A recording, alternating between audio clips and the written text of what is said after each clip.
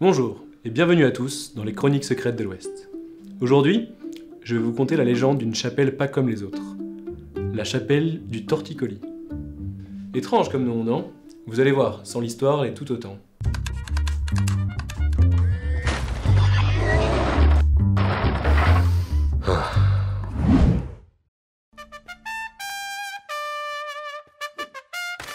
Nous sommes au XIe siècle, dans la région d'Évron en Mayenne.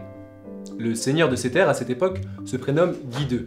C'est un homme bon et pieux, et dans sa bonté, il va même jusqu'à offrir aux moines de la basilique de l'Épine une partie des terres qu'il possède dans la contrée. Une décision qui ne plaît pas du tout à son fils Guy III. Oui, ils n'étaient pas hyper originaux pour les prénoms dans la famille. Alors, une fois devenu seigneur, le petit Guy III, réputé pour son avidité et sa méchanceté, décide de reprendre les dites terres par la force. Sur le chemin du retour, alors qu'il passe tout près du village de Chartres-la-Forêt, il tourne la tête vers la basilique et se met à insulter les moines. Et là, direct, il est pris par une grosse douleur dans le cou.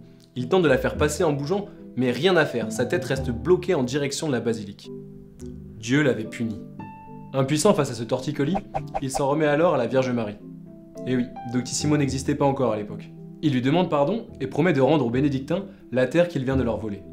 Il promet également à la Vierge de construire à l'endroit même où il vient d'être frappé par le maléfice une petite chapelle à la gloire de Dieu. La Vierge accepte son marché et le libère de son ensorcellement. Et c'est comme ça que fut construite la chapelle des Hermandières, plus connue aujourd'hui sous le nom de la chapelle du Torticolis. Mais Guy III, n'ayant pas agi de bon cœur, ne fut pas totalement libéré de ses problèmes de cou. À chaque fois qu'il se remettait à jurer, il se retrouvait à nouveau paralysé. Aujourd'hui, la chapelle est devenue un lieu de pèlerinage pour les personnes atteintes de torticolis. La légende raconte que pour s'en libérer, il faut en faire 3 fois le tour en courant. Un exercice périlleux lorsqu'on a le cou bloqué.